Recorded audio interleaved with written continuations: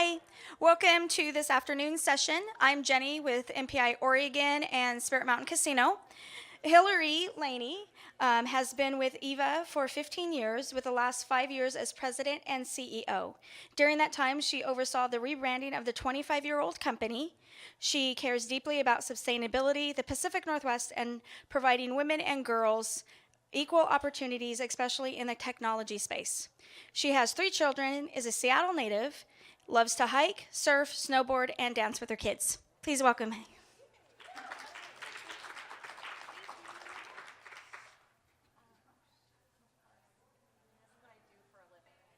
I didn't turn it on.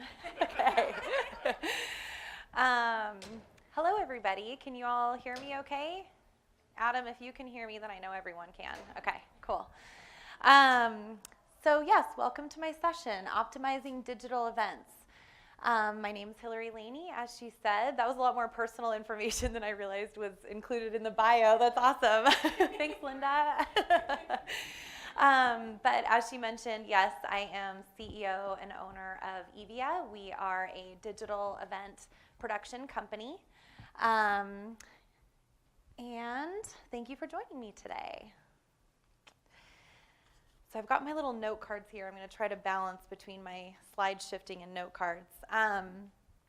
So just before I get started, I do want to let everyone know that we are recording this session. So if feel free to, of course, take notes and ask questions, but for later, if you want an access to the recording, you can just give me your business card afterwards, and we'll send you a link to that so you can get a copy. So to start, now that you know a little bit about me, who's in the room? I'm wondering how many of you are actual event owners or put on your own events? Is there anybody who put on your own? Okay. What about just like supplier, supporting events, planners, AV? Okay, that's the majority of the people in the room. Perfect. How many of the people in the room have experience with digital events? Any experience at all? Yeah, a little bit? Kind of some sort of maybes there? Okay, perfect. That helps. So now that we all kind of know each other, I'd like to start with a little bit of a personal story. So this photo right here, this is Mark and Jeff. They're on a couch in front of the Space Needle. This is right about 1993, 94, somewhere in that time period. And this photo was actually taken after they had just finished producing a marketing video for one of their very first customers. This was shortly after they had started their company, TriDigital, which is now EVIA. And they, at the time, they've always been in the video space. So where they started was in that content video creation, but more on the marketing side of things. And these were some props that were used in the video, and they decided afterwards to kind of celebrate. Keep in mind, this is like the early 90s in Seattle. Nobody lived here, so it was pretty easy to do this. But they pulled it up and took a little celebratory photo afterwards. So this picture is special to me because Mark is actually my dad, and this represents the beginnings of what has now been a 25 years in business at EVIA. We just celebrated last year, 25 years. And in those 25 years, as you can imagine, we've seen it change quite a bit. So I'm going to hold up, I've got a couple props here. Who's familiar with these? Yes? You all recognize them? Yeah. So this was how people would get their content from events, if you can imagine that. So back when we started capturing content for events, just to give you a little bit of a sense of how things were in the room, it was typically they would have cameras set up in the back, similar to how we do now. But the intention was not actually to record the presenter. The intention was to record what was happening on the screen. Okay, so you had the camera focused on the screen at the front of the room, right? And that content was being recorded onto a VHS tape, a beta deck tape, like some old analog version of recording. And those tapes would get labeled with whatever the session name was, and they would all get shipped to Mark and Jeff and Roger. He's not in the photo, but he was the third guy. And they would digitize it real time back in their office. So imagine, you're an event attendee and you've just consumed all this content, you're energized, you're excited about what you just experienced, and then the content comes like 8 to 10 weeks later in the mail. And then you pop in these DVDs, and that's how you would consume the content, right? So things changed right around 2007, 2008 for us. This is a photo of myself and one of my colleagues, Leela Williams, and the gentleman in the middle, his name is Brad. He was a Microsoft employee at the time. And this was back when I used to project manage one of Microsoft's big internal conferences. It was renamed a million times. At this particular time, it was called MGX. But back then, the industry was starting to shift because internet was becoming more stable. Network on site was starting to become a thing. And YouTube, they launched in 2005.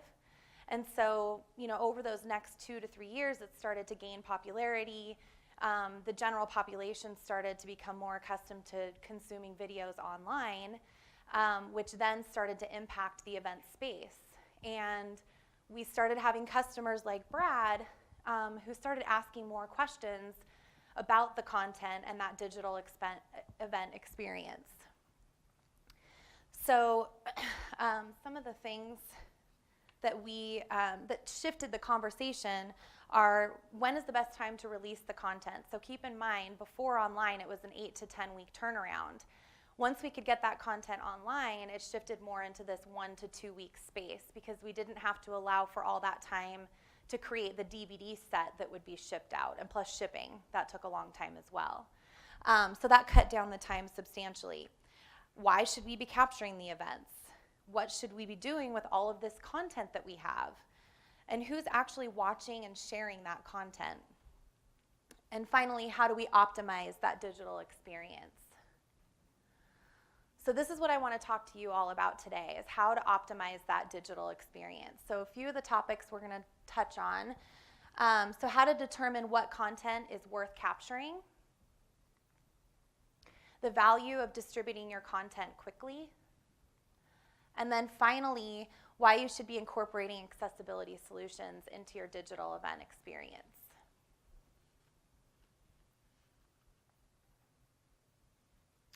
So let's talk content. So the first priority of creating digital content is to make sure that it's engaging. This is something that all of you should probably be familiar with because you're in the event space and people go to events to consume content. So making sure that you're not only thinking about the content that's being consumed on site, but also how is that going to impact your digital audience, and making sure that that's as engaging as possible.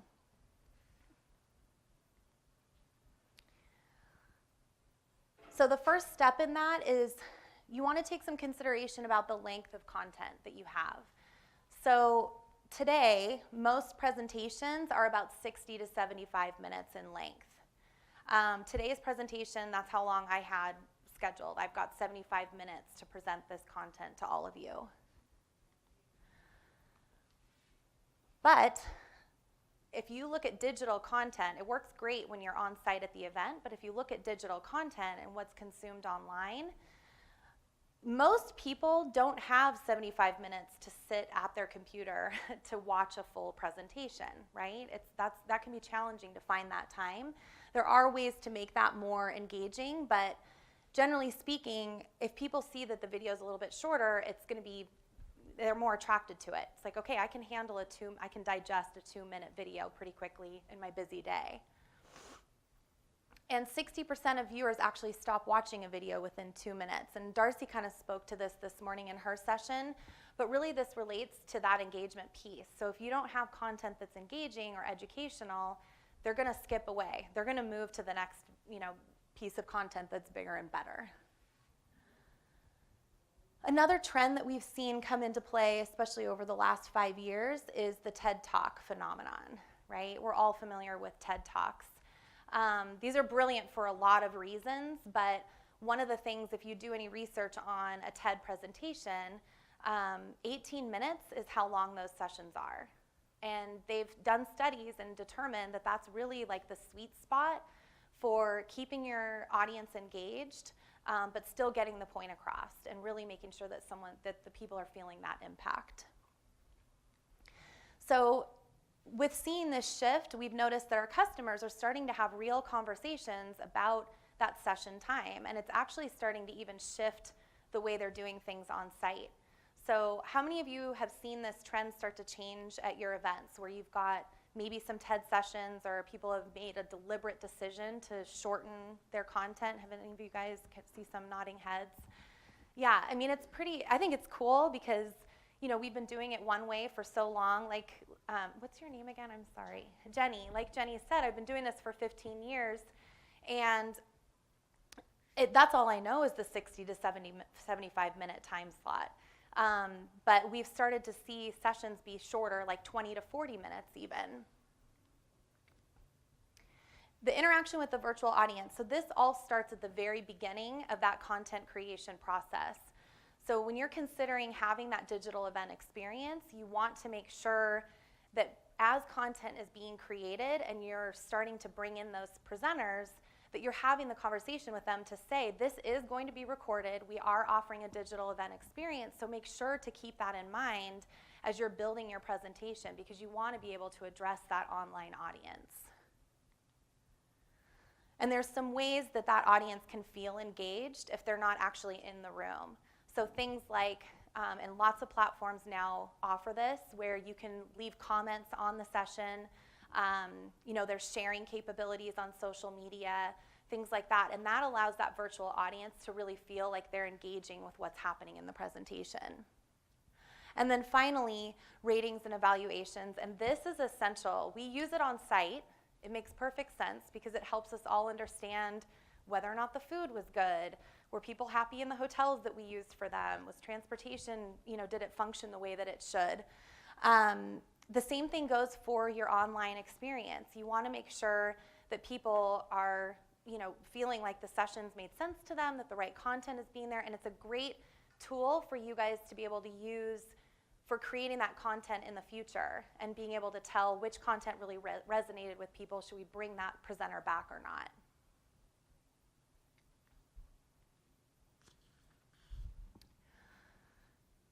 So although audience is king, because I don't know how many of you have heard that phrase before, the first step in creating content is even a step before that, is understanding who your audience is. So I've included some of the things that you want to keep in mind when you're thinking about that audience, age groups. If you've got people attending a conference, you want to know what their role is within the organization where possible. You want to know their relationship to the organization. So are they a partner? Are they an employee? Are they customers? And also having a good understanding of what those priorities are, which some of those indicators above will help you kind of be able to understand that part of the conversation. And a lot of this can be gathered during registration, depending on the prompts and questions that you have, right? But this really helps in understanding how and where and when and all of that digital content needs to be released, and being able to make sure that you understand who's going to be consuming it and how they're going to be consuming it, because it is, it kind of is across the board. So for example, if you, let's say, are planning a developers conference, it's internal, it's educational, you've got employees from that organization coming to that conference to learn and engage with the actual material that's being presented, my recommendation would be to record all of that content. And the reason for that is because it's going to be important to different people for different reasons. They're all there to be trained. So at one point or another, that content is going to be valuable for someone in your audience. Versus, for example, a partner conference, let's say, where the focus is more networking and engagement on site and kind of getting to know the brand and being able to talk about the products. In those cases, you're going to want to focus more on the really dynamic sessions and the ones that are going to help you with promoting the event for future instances, so you can start to build that audience and get more people on site. So that brings me to the presenters. Do you all recognize Mel Robbins? Does anyone know who she is? She's pretty awesome if you guys want to look her up. She's a TED speaker, but presenters are a key part of creating content that matters for your digital experience, and understanding which presenters you want to be focusing that capture on. I mean, we all know creating that digital experience, it's an investment, it costs money. And so this conversation about what sessions should be captured, the presenters really play into that. So if they're a professional speaker like Mel, who is there to motivate your audience, maybe they're the keynote speaker in the morning. I know Galen was here yesterday and gave a great presentation. People like that, you want to capture that content, because that, not only promoting it online and before the event to say this speaker is coming, but if you've got that content afterwards to work with as well, that can be huge in bringing people back for the following year. So making sure that no matter what, you're capturing those professional speakers that are coming in. You've also got social media influencers. So any one of your speakers that has a huge social media following, again, this is a great opportunity to help promote your event and to get some content out there that people are going to consume because they're on social media, right? So you capture their session, you create little sub-clips of the best parts of their presentation, you give that back to them. They now have something to share with their networks of tens of thousands of people, and that's going to get your event more exposure. Subject matter experts. So this is an interesting one because, for example, I'm a subject matter expert. I am not a presenter. This is not what I do for a living. And so what you'll find is you get people who present events like myself who know the content, they know the information, they're there to educate the audience, but maybe they're not always the most engaging. This might not be the most exciting session to record and post online, but it's educational. So there's some questions that you want to be asking yourself. Does the audience, do they earn credit for consumption of that session, right? Did your attendees pay to access the digital content? Did your presenter request to be recorded? Or is the content technical or useful enough for future trainings and sharing across the organization? So if you answer yes to any one of those questions, that's valuable content that you want to capture, and people are going to be using it and sharing it and repurposing it. And then, of course, the executives. I mean, anytime we've ever recorded an event, if there's a top executive from that company, from our customer's business, who's going to be presenting on stage, that content gets captured, and actually in a lot of cases it gets live streamed.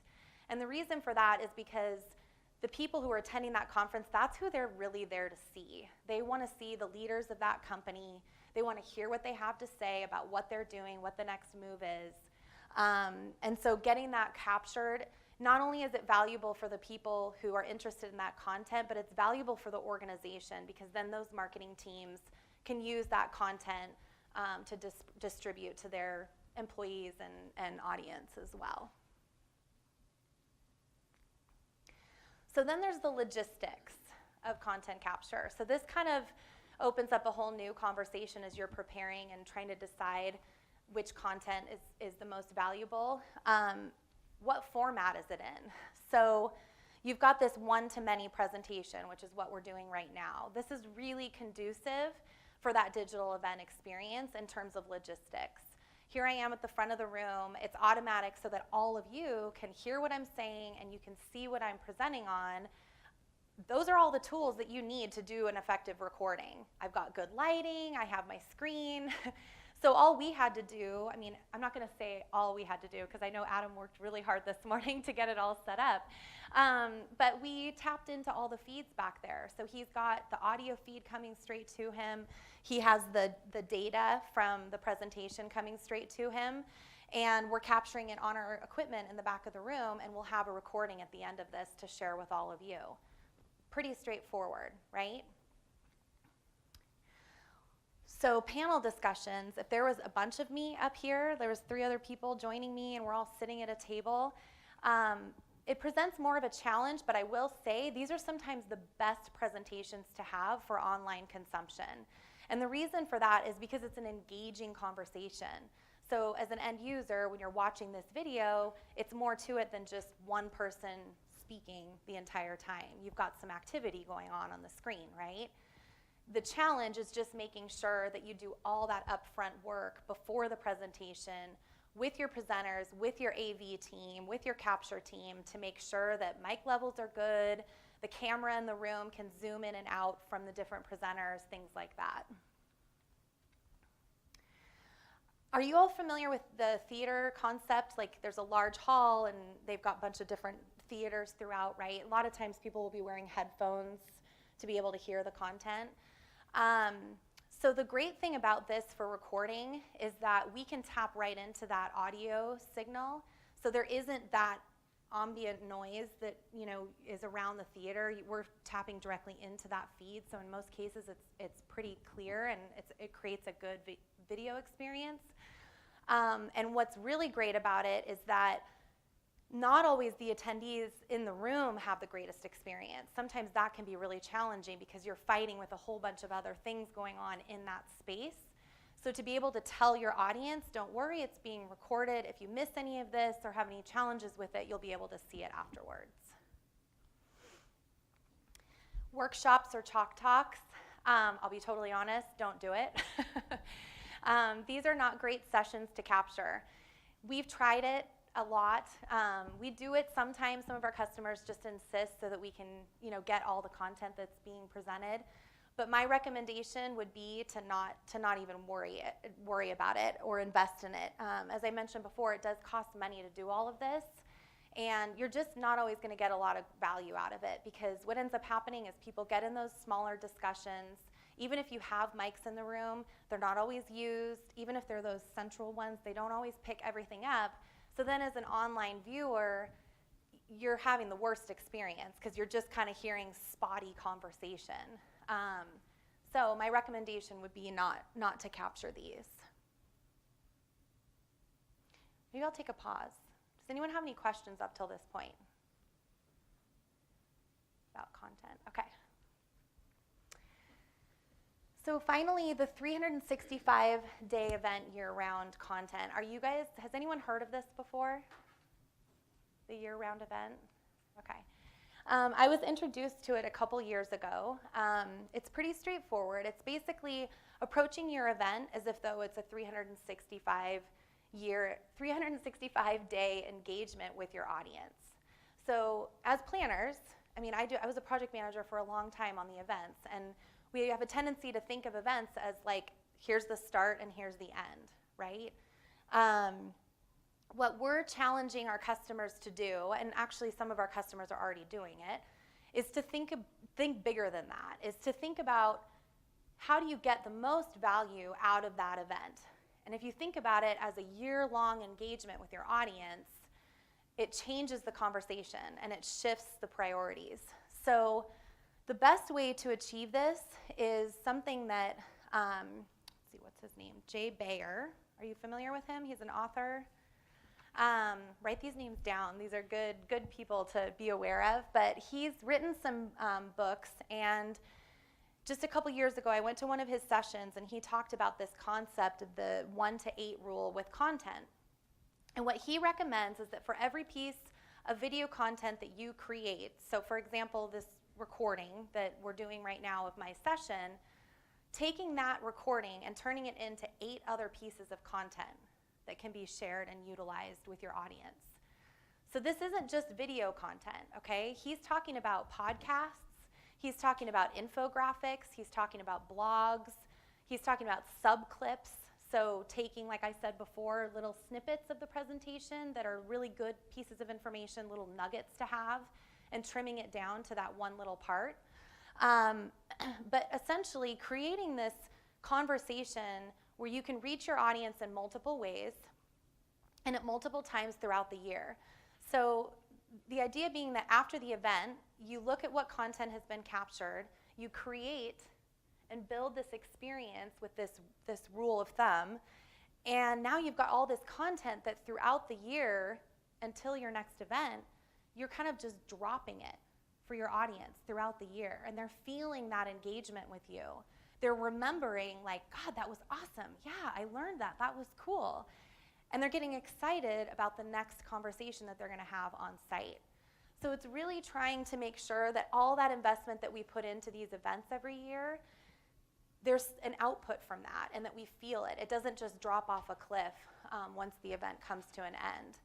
So what this is going to help you achieve is to build engagement with your audience, maximize your ROI, and again, continue the conversation. Any questions about that concept? Does it make sense? Okay, cool. All right, so I'm going to move on to distribution of content, okay? So this is one of the more complex parts of creating that digital event experience. I'll be honest, this is why most of our customers come to us, because they are being challenged with how am I actually reaching my audience. So I mentioned Brad earlier, and I showed you that picture. Those questions that he started asking, and he's a representation of many more, right? I was just trying to give a concept a face, but the idea being that the customers are wanting to understand more who is consuming that content, when are they consuming it, where are they going to get it. And so that's distribution. That's what we call it, is distribution of that content. And because video has become so popular over the years, and more people, businesses, they're creating more and more content, there are more platforms and ways to get that content into the hands of the online users. So you've got all the social media sites, right? We all know that. We've got Facebook that has Facebook Live. We have Instagram. Pretty much any social media platform now has some sort of video that you can use. That didn't used to be the case.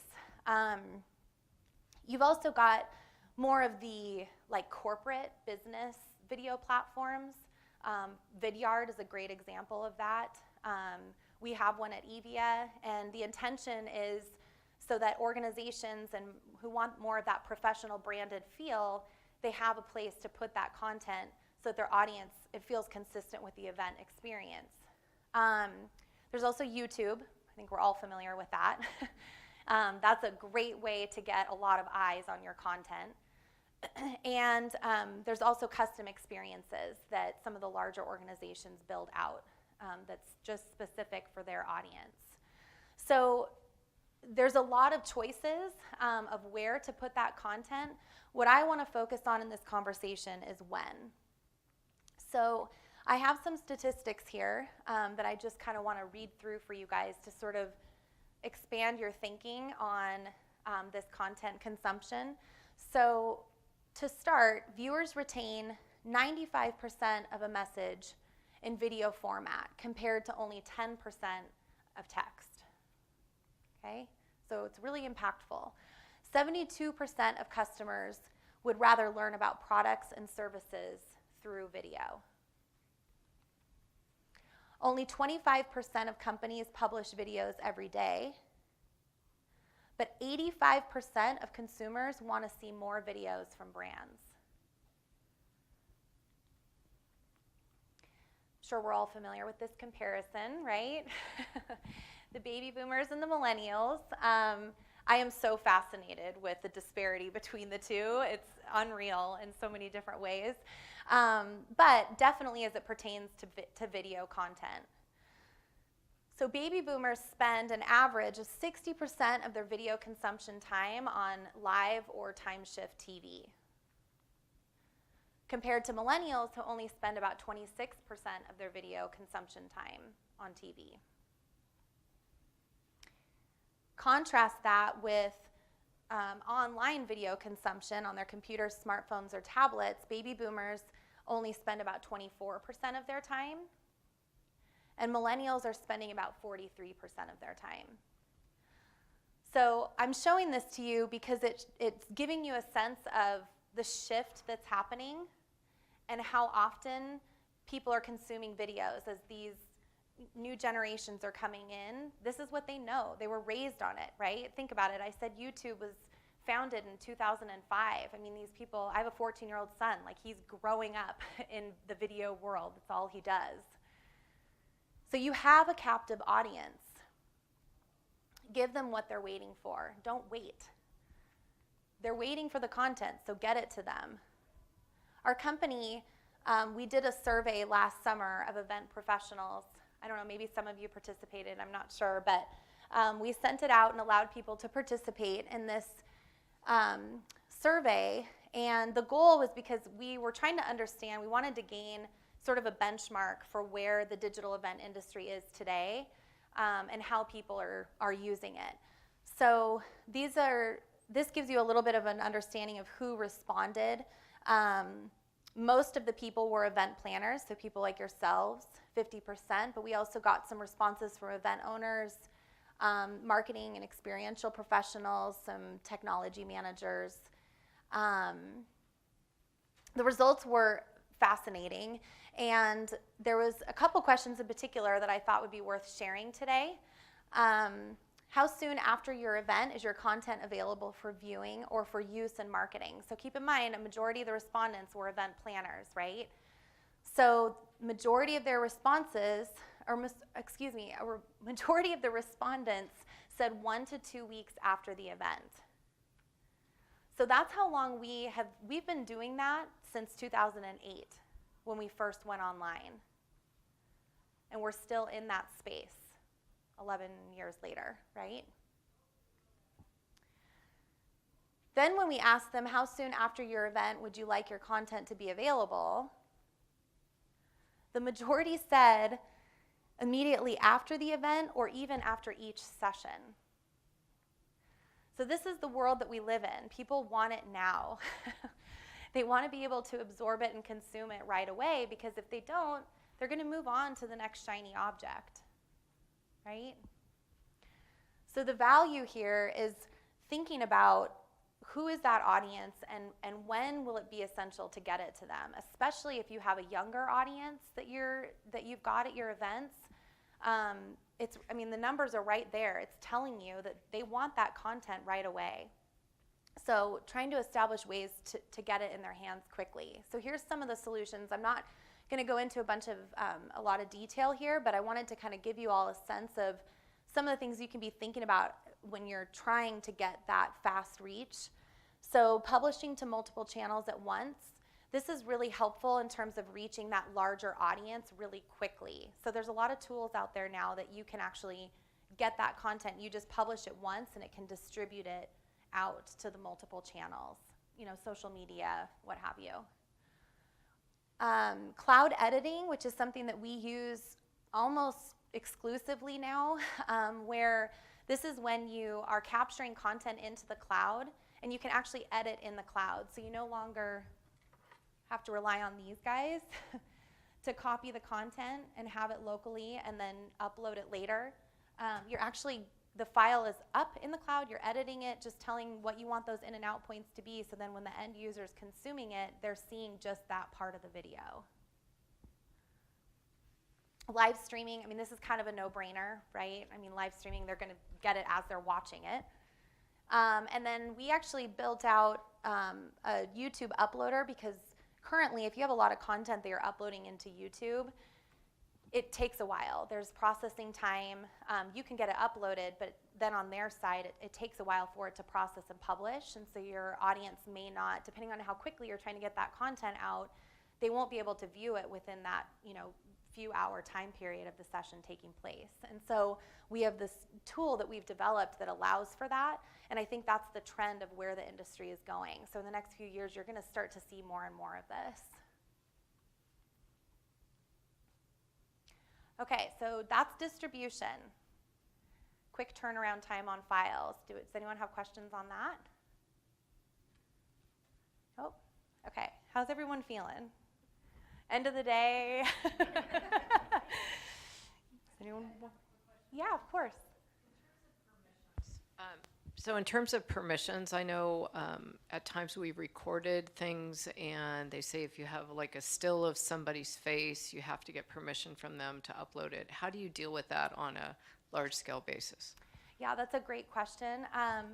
So, I mean, typically what we end up doing with conferences, and a lot of the ones that we do now, they've kind of already got it baked into their system, but they have to sign waivers ahead of time that are essentially consent forms that let you know, like, hey, we're doing this at the event.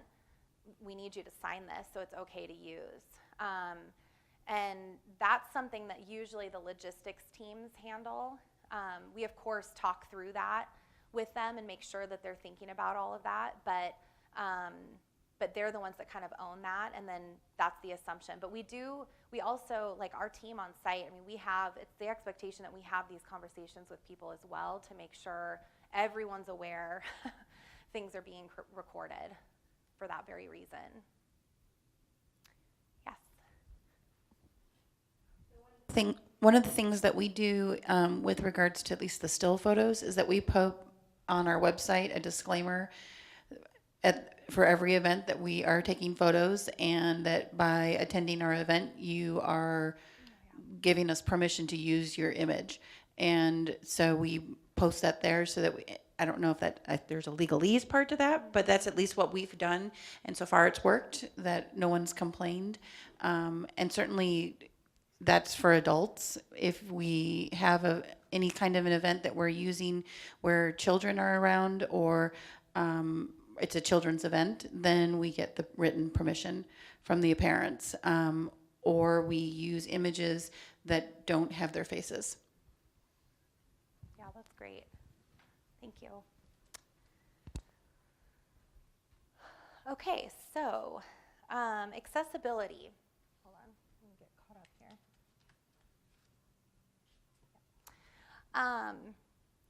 So I'm going to be speaking about accessibility in terms of the digital event experience, but I wanted to start at like the most basic part of accessibility and just give you the definition up front. So the quality of being easily understood or appreciated, the quality of being easily reached, entered, or used by people who have a disability. So the way that I'm going to be speaking about it today is thinking about accessibility in terms of physical location, hearing impairment and disability, and language barriers. Okay? So physical location, this is pretty straightforward, and it's actually the whole reason that digital events started in the first place, is because it's kind of a no-brainer. You cannot reach your entire audience at an event. You just can't. You're always going to have people who wanted to be there, who couldn't be there. Even all of you, you're missing sessions right now. There's other content that's being presented on that you might have been thinking, gosh, I wish I was, could have gone to that session. Well, that's another reason that all the recordings take place, is so that you have access to all of that. So that right there alone, by just offering a digital event for your event, solves part of the problem. You're expanding your audience, you're making it more accessible, right? Now, as event planners, when we're talking about planning an event, there's a lot that goes into it logistically. One of the things that all of us need to keep in mind is the fact that people are going to be coming who might be physically disabled, right? They could be in a wheelchair or even on crutches, what have you. So there's all sorts of things that we do and money that we invest into making sure that those people feel just as welcome and just as comfortable and safe as any one of us, right? So things like, the hotels, the print, the signage, even the seating, to make sure that if they are in a wheelchair, they have a good spot to be able to absorb the content. So knowing that we're keeping all of this in mind, the one thing that is still sort of a challenge for people is the hearing impairment. conversation, and making sure that people who have a hearing impairment or are even deaf have access to this content. So I'm going to kind of walk you through this little story that I created, and you can close your eyes if you want. I don't know, this could be, maybe that'll put you to sleep. I don't know if that's a good idea. But I want you to kind of visualize this. I want you to really put yourself in this person's shoes, tap into your empathy quality, and really think about this. So imagine with me for a few minutes that you have a challenge hearing, or maybe you're even completely deaf. Close your eyes if it helps. Sorry, I'm actually reading my cards here. But truly imagine this. So you work for a software company that hosts an annual training conference for its employees. You're a senior developer, and you've been asked to attend this conference to collect information from the sessions to bring back to your team. This is to ensure that everyone has the most up-to-date and critical information on what's ahead for the features on this platform. You arrive at the conference eager to learn, network, and feel inspired. It is challenging to network because you have a long-time insecurity of approaching anyone who you are unfamiliar with for fear that they won't understand. So you shake that feeling of loneliness quickly because you are then reminded that there's a lot of educational sessions that you cannot wait to see and learn from. So you go to your first session, you take a seat, you get comfortable, and you're ready to take some notes. The session starts with a video that is intended to energize the room and start people off with some high-level concepts about what will be discussed. Because there are no subtitles, you only see imagery on the screen, which doesn't make a lot of sense because the narration is actually what pulls them all together. You think, well, that's a bummer, but at least I will still get to consume the focus of the presentation and content. The video ends and the presenter starts speaking with her presentation being shown on the screen, but again, there are no captions. You can barely make out what she's saying because she's moving around on stage, and quite a bit actually, and she's regularly got her back to you, so you can't read her lips. As the day progresses, you realize that not only are there no captions in any of the session rooms, but nothing's being recorded. So imagine that. You've flown all this way, you're at this conference, you have a responsibility to your team, and you're going to come back with nothing. Imagine what you would feel going away from this conference. Disappointment, frustration, loneliness, failure. Okay, you can open your eyes if they were closed. So as of 2016, approximately 3.6 of the US population are hearing impaired, equaling about 11.4 million people. So for those of you that have international audiences for your events, as of 2018, over 5% of the world's population, equating to 466 million, have a hearing disability. By 2050, it's predicted that this is going to reach over 900 million.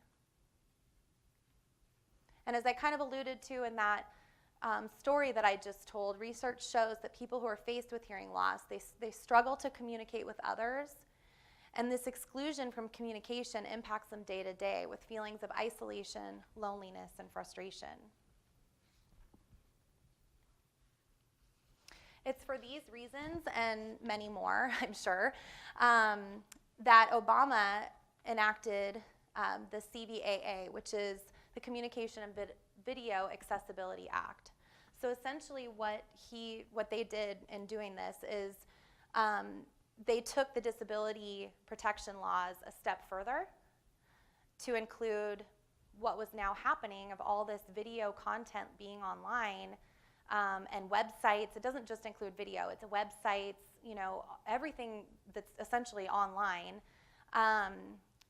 because it was growing, and to the point where you couldn't be successful in your job anymore because these were tools that everyone is using now. There's such a dependency on it. And so that includes conferences. So if there's no closed captioning on the video or even in the room on the screens, we're not following the law technically. You know, there are, if you read the law, there is information about there to the best of your ability. I mean, obviously there's an investment that comes into play if you can't, you know, if it's not feasible for you to make this happen, that's okay. But the idea here and why I wanted to show this is because when I have conversations with our customers about this, a lot of people don't even know this. They don't even know that it's a requirement.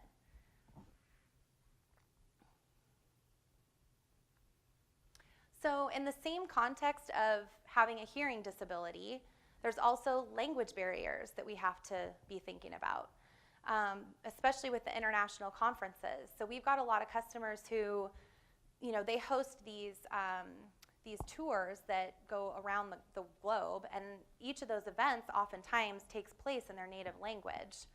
So if you're going as an attendee to any one of these conferences, or if you're international, you know, coming to one of your local, like here in the United States, if there isn't any translation available or, you know, even post for that digital experience on the videos to not be able to see it in another language, you're missing out on all that content. And once again, we're trying to achieve as much accessibility as possible. So being mindful of this other, you know, way of consuming content. The exciting part about all of this is that technology is changing in such a way that we can solve these problems and create solutions for these people at a much lower cost and in a more efficient way. So artificial intelligence is really starting to drive some of this change. We're starting to see more and more of our customers be able to incorporate these solutions because they're not as expensive as they used to be. So things like closed captioning, this is both in the room and on the video. I mean, it's great. If you upload your video content to YouTube, it's embedded in their tools. So they create closed captioning in the videos for you, right? But what if you're hosting your own custom platform, or you're hosting it in a platform that doesn't do this? It's important to keep that in mind. And there are tools available now to be able to do that after the event. Translation, the same conversation. So, you know, there are tools available online. Artificial intelligence is making it now that you process the video, and once it has those closed captioning, it then can convert it to whatever language you need it in. Keyword video search. So this is a really great, talk about accessibility. I mean, what this allows for, the capability that it has, is if you are on like a video library platform and say you're trying to consume content from this event, and you have a topic that you're interested in that's specific to just you, you can do a keyword search on that, and it will pull up the video clips where that word is mentioned or that topic is brought up. And you're actually brought straight to the part of each of the videos that speaks about it. So not only is it telling you, hey, this session talks about this, it's showing you exactly which video and at what part in the video so that you can watch it right away.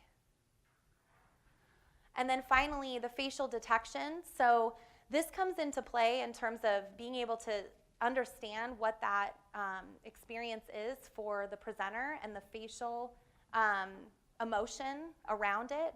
So the way this is being used is to kind of give that, say for example, if you're hearing impaired, but you can kind of see or read what that emotion is based on the text that's being fueled through that facial detection. This is not facial recognition. I want to be really clear because we're trying to get those terms straight in our office as well, but recognition is where, you know, it's on you and you know who that person is, right? It's not that. It's the emotion in the face and whether or not they're interested in the content or happy or, you know, tired, whatever that might be.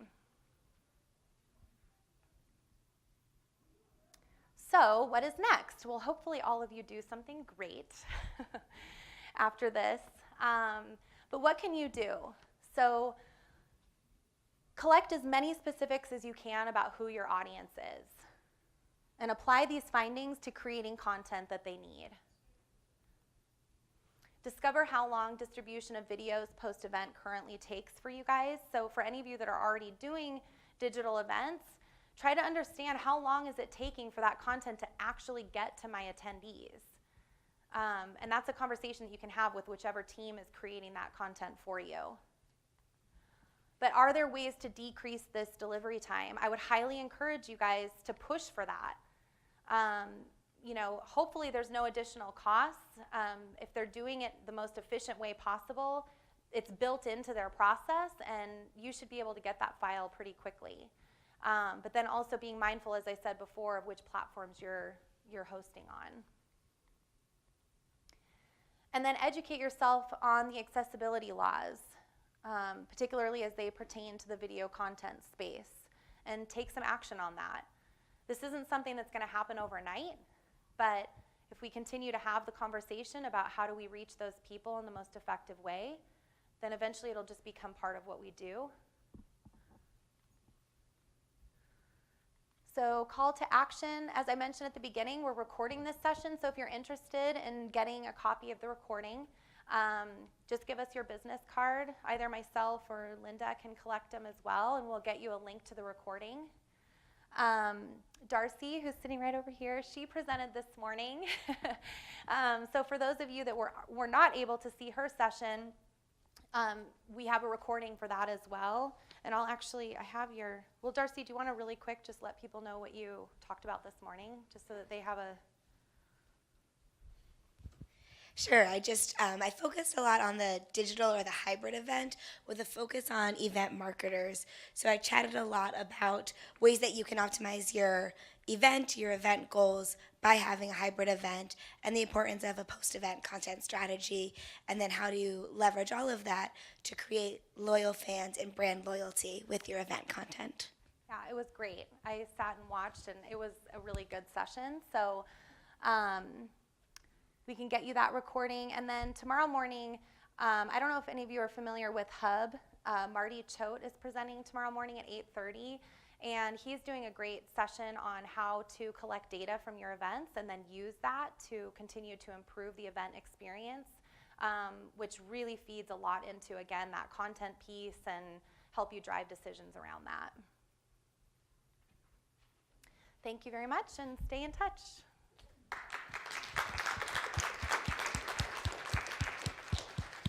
Are there questions? Anyone have questions or ideas or thoughts? I love the conversation around this stuff, so if anyone's had experiences with any of this and maybe I missed something. So the content building part, and where do you start? Because that's one of the things, like, we keep talking about, we need to do video, but that whole prepping of getting that, figuring out exactly what it is and how we're going to get there. And for someone who's not done it at all, where do you start? And you have an event that that has already been happening. This isn't a first time, right? So you've already got an established audience and everything. The best place to start, like I said, is knowing your audience. And when I know I keep saying that, but I think we kind of take for granted taking that time to really examine who is your audience and what do they care the most about. We always recommend to our customers, if you've never done a digital event experience before, start small. So if I were you, I would hone in on what is that session type or that presenter that matters the most, that's going to get the most viewership. So in a lot of cases, it's that keynote session, right? Or maybe based on registration and what people are interested in, hone in on the ones that just have a ton of interest, that that session room is going to fill to the walls, right? Start there, because that's where what you want as a result is data, okay? So you want, at the end of the event, to be able to look at those numbers and see who attended. I'm talking about online, who watched those videos, how long did they watch, did they share, all these questions, which that list could go on and on. I could stand up here all day and just keep going, but that's the point, is you want to be able to see afterwards so you can do some measuring. Don't be afraid to just try it, right, and see what happens. But I would suggest low investment in the beginning, because otherwise you're going to end with something that failed and be frustrated, and you don't want that. And so that would be my advice, is to start there. And then once you're done, look at that data that comes back, and then you can start having some real conversations about what worked, what didn't work. Maybe it was the platform. I mean, kind of depending on the results, that's what fuels those decisions, right? And you can always call us, and I'm being serious. I mean, you could just call us and ask, and we'd be happy to chat through some of that with you. Not, you know, with no cost or anything. Like, we're just trying to educate people and help people understand how this can be effective. Does that help? Okay. Anyone else? Did you have a comment? Yeah.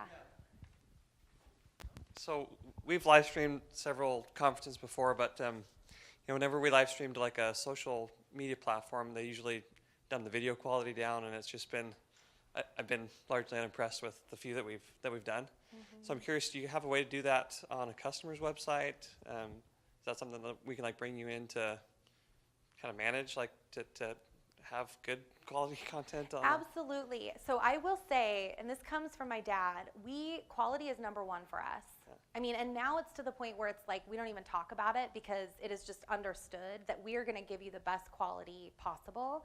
And I know what you're talking about, that degrading of the video. Yeah, yeah, and so there's ways around that, and there's things that can be done for sure. So I'm not the person that you want to talk to anymore about that. But definitely, I'll give you my card. Do you have a way to monetize that? I mean, can you do a pay-per-view type system with? Oh yeah, for sure. Yeah, and there's multiple platforms out there that you can use. I mean, we have our own that you can leverage for sure, where you could just do like a one-time event or multiple events. Do you typically just have like the customer's website or event website a link to a separate platform, or do you have a way to do that on there? We can do it either way. Really? So we can like iframe in the video on a customer website so that they're seeing it directly on there, or you can have a link from that sends you directly to ours. I mean, it kind of there's a lot of factors that go into that. It's just one conversation that needs to be had where we can ask you those questions, and once we get to the bottom of it, we can give you the best recommendation. That's perfect. Yeah, Thank you. Cool.